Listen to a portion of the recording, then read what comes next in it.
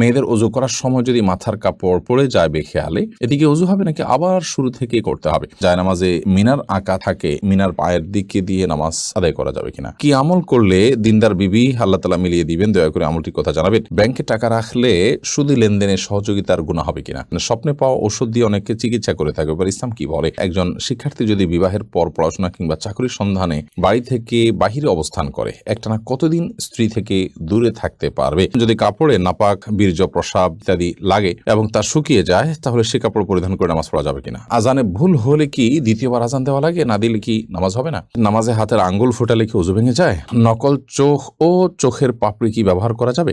সুমন ইসলাম আপনি লিখেছেন, ছাগলের বাচ্চাকে খাসি বানালে কি গুনাহ হবে? না, এর কারণে কোনো গুনাহ হবে না। এবং নবী আলাইহিস সালামের সময়ও আপনার পশুর মধ্যে এ ধরনের পরিবর্তন সাহাবায়ে কেরাম করেছেন, বিধায় এটা গুনাহের কোনো কারণ হবে না ইনশাআল্লাহ বিইذنিল্লাহ। উম্মে ফারহান আপনি লিখেছেন, নকল চোখ ও চোখের পাপড়ি কি ব্যবহার করা যাবে? না, এগুলো আল্লাহর সৃষ্টিতে পরিবর্তনে শামিল হবে এবং সাজগোজ শরঈ গণ্ডিতে থেকে যে করা যাবে এটা তার মধ্যে পড়ে না। এটা হলো একরকম আপনার লৌকিকতার বাইরেও, এটা হলো এক ধরনের মানুষকে ধোকায় ফেলে দেওয়া, যা বাস্তব নয় সেটা প্রকাশ করা। এরপরে মেহরুবা হক আপনি লিখেছেন, নামাজে হাতের আঙ্গুল ফোটালে কি ওযু ভেঙে যায়? নামাজে যদি হাতের আঙ্গুল ফোটানো হয় তাতে ওযু ভাঙবে না, সালাতও ভাঙবে না, কিন্তু এটা মাকরুহ হবে এবং সালাতকে ত্রুটিযুক্ত করবে। কারণ প্রথমত এমনিতে আঙ্গুল ফোটানো এটা ভালো কোনো বিষয় নয়। দ্বিতীয়ত সালাতের মধ্যে যেটা করবেন সেটা আপনার সালাতের যে খুদু আছে সে খুজুর খেলাফ হবে, যে পরিমাণ নীরবতার সাথে সালাত আদায় করা দরকার তার পরিপন্থী হবে, তাই সেটি করা উচিত হবে না। জাবের আমিন আপনি লিখেছেন, আজানে ভুল হলে কি দ্বিতীয়বার আজান দেওয়া লাগে? না দিলে কি নামাজ হবে না? আজানে যদি কোনো বাক্য ছুটে যায়, আজানের মধ্যেই থাকেন, সেটা দোহরাই নিতে পারেন। আর যদি আজানের পরে মনে হয়, তাহলে সেক্ষেত্রে আজানটা পুনরায় দোহরাই নেবেন। আজান যদি দোহরানো ছাড়াও নামাজ পড়েন, নামাজ হয়ে যাবে, কিন্তু আজান দেওয়ার যে সওয়াব সেটা কিন্তু আর হলো না। এরপরে আলভির আইডি থেকে আপনি লিখেছেন, বিবাহের ক্ষেত্রে মেয়ের পরিবারের কাছে টাকা পাওনা থাকলে সে টাকা দেনমোহরের টাকা থেকে কাটা যাবে কিনা? বিবাহের ক্ষেত্রে যদি মেয়ের পরিবারের কাছে টাকা পাওনা থাকে, তাহলে সেক্ষেত্রে সেটা দেনমোহর হিসেবে আপনি কাটবেন তখন যদি এটা মেয়ের কোনো অধিকার সেখানে জড়িত থাকে এবং মূলত মহারানাটা মেয়ের প্রাপ্য।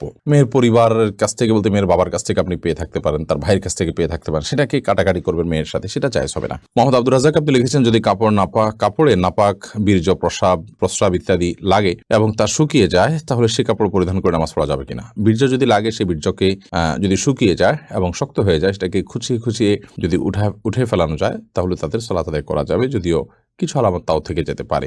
তারপর সেখানে সালাত আদায় করা যেতে পারে। বীর্য পবিত্র করার জন্য পানিতে পবিত্র করাই যাবে, আর এর বাইরে এরকম খুঁচিয়ে তুলে ফেলা এটাও বীর্য পবিত্র করার একটা পদ্ধতি। আর প্রস্রাব এবং এই জাতীয় নাপাক যেগুলো লাগে, যেগুলো খুঁচিয়ে ওঠার মতো নয়, সেগুলো লাগার পর ওই কাপড়কে ধুইতে হবে, ধোয়ার পর সেটি পাক হবে। যে জায়গা লেগেছে সেই জায়গাটুকু ধুলেই ইনশাআল্লাহ বিদিনাল্লাহ পাক হয়ে যাবে, অর্থাৎ নাপাকটা দূর করতে হবে। এরপর সেকান্দার বাদশাহ সবুজ আপনি লিখেছেন, একজন শিক্ষার্থী যদি বিবাহের পর পড়াশোনা কিংবা চাকরির সন্ধানে বাড়ি থেকে বাহিরে অবস্থান করে, একটানা কতদিন স্ত্রী থেকে দূরে থাকতে পারবে? এই বিষয়টি ভ্যারি করে যে তার স্ত্রী কতদিন পর্যন্ত নিজেকে নিয়ন্ত্রণ করতে পারবে, গুনাহ থেকে বেঁচে থাকতে পারবে, তিনি নিজে কতদিন গুনাহ থেকে বেঁচে থাকতে পারবেন সেটার উপরে। তিনি বা তার স্ত্রী যদি গুনাহে লিপ্ত হয়ে যান, এবং সেটা যে কোনো গুনাহে, সেটা মানে হস্তমৈথুনের গুনাহ হতে পারে, সেটা অন্য কোনো গুনাহ হতে পারে, তাহলে সেক্ষেত্রে ওই রকম পর্যায়ে মানে সে ততটা দূরত্বে থাকা বা ততটা বিরতিতে যাওয়া এটা জায়েজ হবে না। এটা ব্যক্তি উপর নির্ভর করে পরিবর্তিত হতে পারে, একজনের জন্য এক একটা। মৌলিকভাবে এটি আমাদের মাথায় রাখতে হবে যে আপনার স্বামী স্ত্রী একে অন্যের পাশাপাশি থাকাটাই উত্তম। দুনিয়াবী কোনো স্বার্থে কোনো প্রয়োজনে দীর্ঘমেয়াদে একে অন্য থেকে দূরে থাকাটা প্রশংসনীয় কাজ নয়। তবে উভয়ে যদি নিজেদেরকে ঠিক রাখতে পারেন, তাহলে সেক্ষেত্রে উভয় স্ত্রীর সম্মতি ক্রমে এটি জায়েজ হতে পারে। হালিমা আপনি লিখেছেন, প্রসবের নাজুক সময়ে আমি নিয়ত করেছিলাম আমার স্বামীর সাথে কখনো ঝগড়া করব না, করলে 100 টাকা দান করব, কিন্তু সেই কথা আমি রাখতে পারছি না। মাঝে মধ্যে ঝগড়া করে ফেলি এবং আমার নিজের টাকাও নাই দান করার মতো। আমি যদি আমার স্বামীর কাছ থেকে নিয়ে দান করি, এটা কি হবে? বা আমি যদি টাকা না দেই, এতে কি আমার গুনাহ হবে? আপনি আপনার স্বামীর কাছ থেকে নিয়ে দিতে পারেন, এতে কোনো অসুবিধা নেই। আর যদি আপনি টাকা না দেন, তাহলে সেক্ষেত্রে আপনার যদি মানত হয়ে থাকে এটা যে আমি এটা হলে এটা করব, তাহলে আপনাকে এটা করতে হবে। প্রয়োজনে আপনি পরবর্তীতে করবেন, আস্তে আস্তে করবেন। এটা আপনাকে করে যেতে হবে। আপনি নিজে করলেও হবে, স্বামীর কাছে টাকা নিয়ে দিলেও হবে ইনশাআল্লাহ। আফরোজা শারমিন লিমু আপনি লিখেছেন, স্বপ্নে পাওয়া ওষুধ দিয়ে অনেকে চিকিৎসা করে থাকে, এবার ইসলাম কি বলে?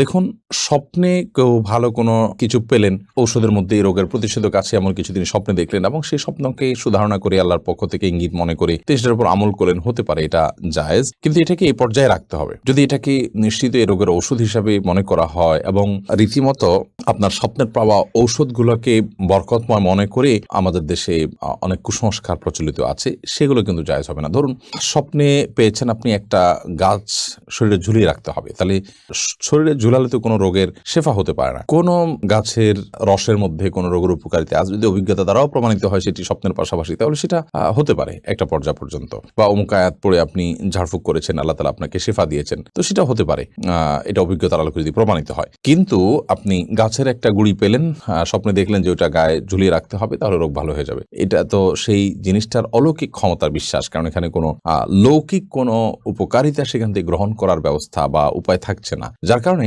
এটি কুসংস্কার। এ ধরনের কুসংস্কার আমাদের সমাজে অনেকেই আছে।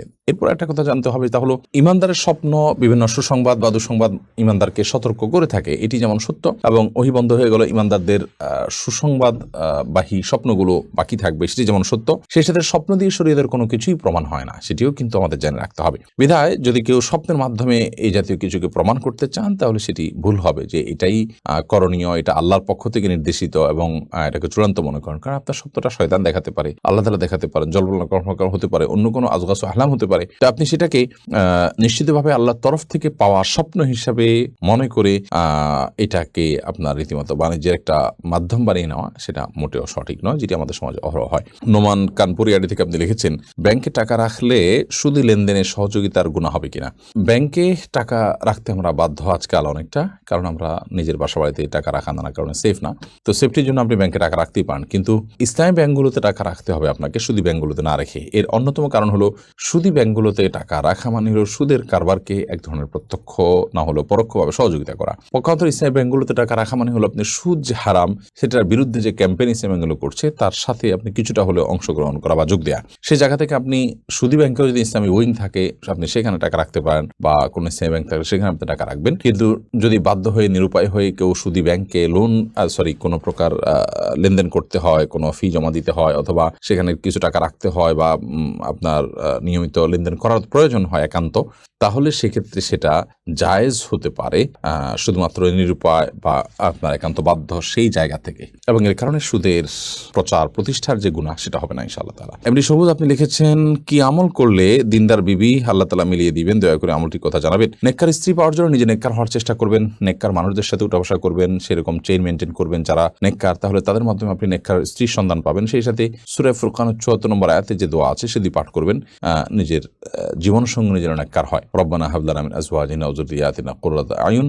সাইদা আক্তার আপনি লিখেছেন, মেয়েদের ওযু করার সময় যদি মাথার কাপড় পড়ে যায় বেখেয়ালে, এদিকে ওযু হবে নাকি আবার শুরু থেকে করতে হবে? মেয়েদের মাথার কাপড় পড়ার কারণে ওযুর কোনো ক্ষতি হবে না, এবং ওযু অবস্থায় মাথা কাপড় থাকাও কোনো জরুরি বা আবশ্যক কোনো বিষয় নয়। বরং আমাদের মনে রাখতে হবে যে মেয়েদের ওযু করার সময় যখন তারা মুখ ধৌত করবেন, তখন তাদের তো চুলের গোড়া পর্যন্ত, কানের লুতি পর্যন্ত পৌঁছাতে গিয়ে কাপড় ভিজে যেতে পারে, তখন বরং মাথার কাপড় খোলাটা অযৌক্তিক নয়, বিশেষ করে যখন কোনো মাহরাম পুরুষ তাকে দেখার কোনো আশঙ্কা না থাকবে। আর দ্বিতীয়ত, যখন তারা মাথা মাসে করবেন, তখন যদিও মাথা কাপড় ফেলানো ছাড়া হাত ভিতর দিয়েও হতে পারে, তারপর অংশ মাথা কাপড় ফেললে খুব ভালোভাবে মাসা করা যায়, বিধায় মাথার কাপড় ফেললে ওযুর কোনো ক্ষতি হবে না, এর কারণে ওযুতে কোনো ত্রুটিও তৈরি হবে না। আমির হামজা আপনি লিখেছেন, জায়নামাজে মিনার আঁকা থাকে, মিনার পায়ের দিকে দিয়ে নামাজ আদায় করা যাবে কিনা। প্রথমত এই ধরনের আপনার মিনার, গম্বুজ ইত্যাদি আঁকা থাকা জায়নামাজটা অ্যাভয়েড করতে পারলে ভালো। যদি সেটাতে বিভিন্ন কিছু আঁকা থাকে, তাহলে এটার দিকে তাকে সালাত আদায় করতে গেলে আপনার মনোযোগ নষ্ট হবে, মনোযোগ ব্যাঘাত তৈরি হবে, সেই জন্য এটা না করা উচিত। যদি কোনো কারণে আপনার সেটার কোনো বিকল্প না থাকে, তাহলে যাতে পায়ের নিচে না মানাতে হয় সেটা খেয়াল রাখবেন, কারণ মিনার হোক বা কাবা হোক, এটাকে আপনি পায়ের নিচে মানানোটা সম্মানজনক আচরণ হয় না তার সাথে, সেজন্য আপনি যথাসময় এটাকে মাথার দিকে রাখবেন এবং পায়ের নিচে যেন মানানো না হয় সেটাকে খেয়াল করবেন। মেহেদী হাসান আপনি লিখেছেন, নেকি ও সওয়াবের সওয়াব কি এক জিনিস? একই জিনিস। সওয়াব আরবিতে বলা হয়, নেকি সাধারণত উর্দু বা হিন্দিতে বলা হয়।